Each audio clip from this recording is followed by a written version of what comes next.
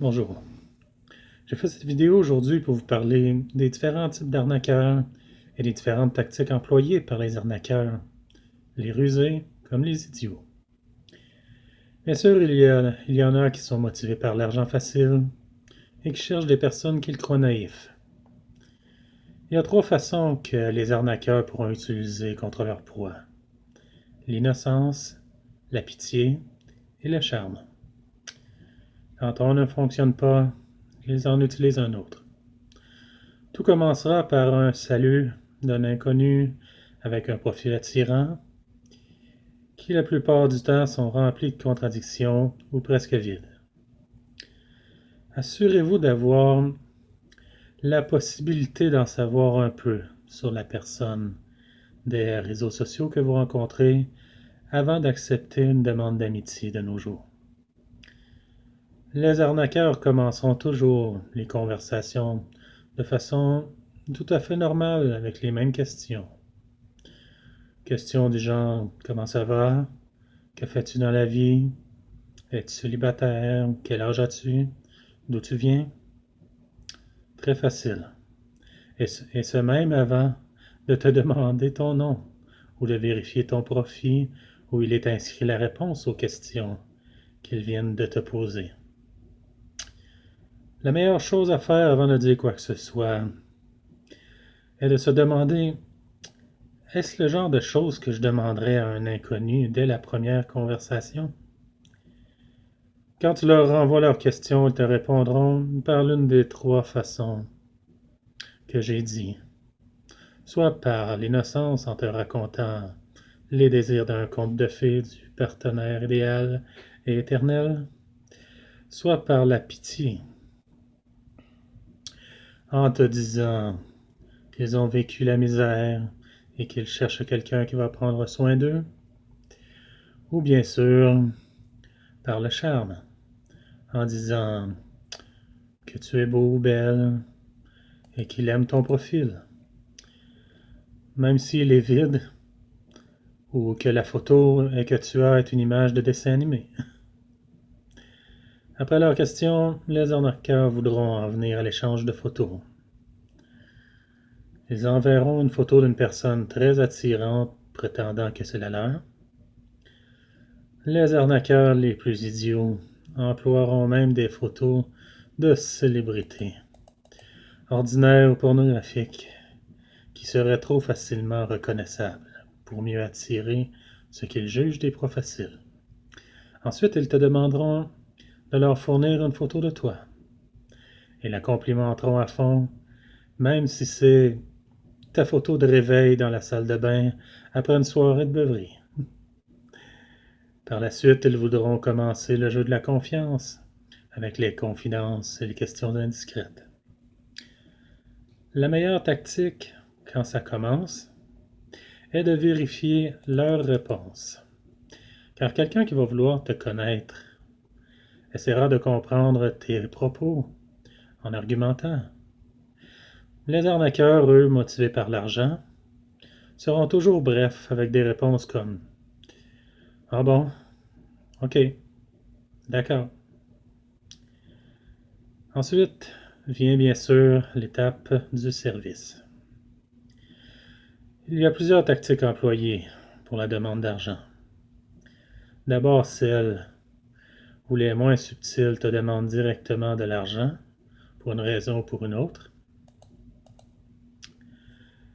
Ça peut aussi toucher la pitié quand ça arrive à la raison de la faim ou des soins pour eux-mêmes ou pour leur famille. Mais un petit exemple de défense facile: si quelqu'un vous dit qu'il a faim, proposez-lui de lui trouver un service alimentaire à sa portée ou une façon d'avoir de la nourriture. Et voyez s'il vous dira merci ou insistera pour de l'argent. Des fois, cela touche le chantage. Quand ils te diront qu'ils ont besoin d'argent, par exemple, pour payer leur téléphone, leur réseau Internet, et que si vous ne les aidez pas, vous ne pourrez plus leur parler. Presque une menace. Des fois, vient aussi le charme, où ils te diront qu'ils te seront éternellement reconnaissants ou qu'ils feront tout pour te remercier, ce qui peut apporter parfois à la victime de faux espoirs et de la frustration. Les plus agiles, eux, vous diront qu'ils n'ont pas besoin d'argent, mais besoin de votre aide pour un compte ou un transfert d'argent qui leur appartient déjà, comme par exemple avec le service MyNeoSurf. C'est un service en ligne d'achat et de paiement tout à fait légal, tout à fait ordinaire, pour ceux qui l'utilisent bien. Mais plusieurs arnaqueurs se sont essayés. Un arnaqueur pourrait te demander d'ouvrir un compte pour lui. Mais je l'ai examiné, et pour cela, ce n'est pas votre argent qu'il faut, mais votre identité et vos informations que vous leur donnez si vous cédez. Et là, ils auront accès à tout, car vous partagerez un compte avec un parfait inconnu, et vous serez autant responsable de ses actes que lui-même. Et ça peut être bien sûr pire que de l'argent. Il y a une autre sorte de vermine sur Internet. Ceux qui ne viseront pas nécessairement l'argent, ou tout au moins pas tout de suite. Ces arnaqueurs commenceront aussi la conversation avec vous, comme tous les autres, et en moins de deux, convertir cette conversation avec des termes et des questions sexuelles.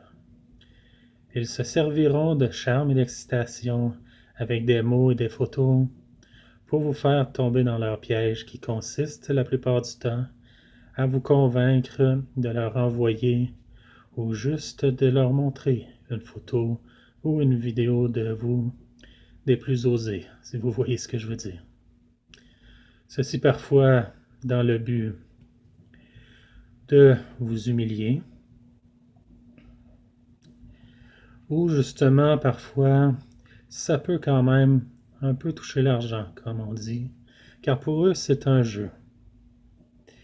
De le publier aux yeux de tous pour détruire votre image.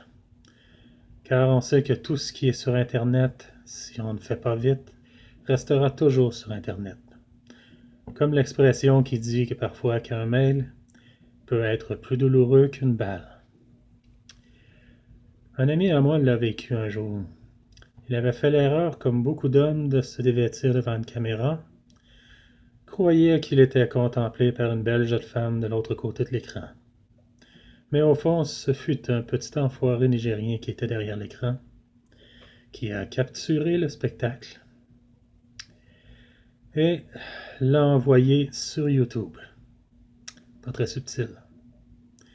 Heureusement que mon ami m'a prévenu à temps. J'ai ainsi pu retrouver la vidéo, démasquer cette vermine et supprimer cette chose d'Internet. Mais pas tous auront cette chance.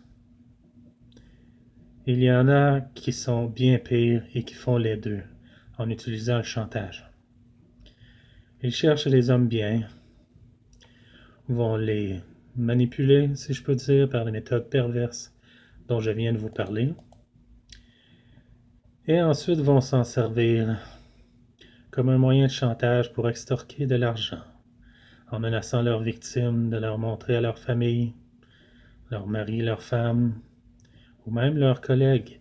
Et ça peut détruire une famille, une réputation et une carrière. Ça veut dire une vie. Donc, je vous suggère que si vous avez un nouveau contact sur Facebook, Instagram, Twitter, de ne jamais vous fier à la photo. De ne leur fournir aucune information, qu'elle soit personnelle ou non. De ne pas partager une photo durant les conversations, car on ne peut pas toujours les enlever. Et surtout, de ne rendre aucun service, quel qu'il soit. Car les arnaques peuvent être bien cachées et arnaquer de très bons menteurs. Comme le Seigneur nous l'enseigne, il faut apprendre à résister à la tentation. Et c'était mon message, peut-être assez peu subtil, pour vous aujourd'hui.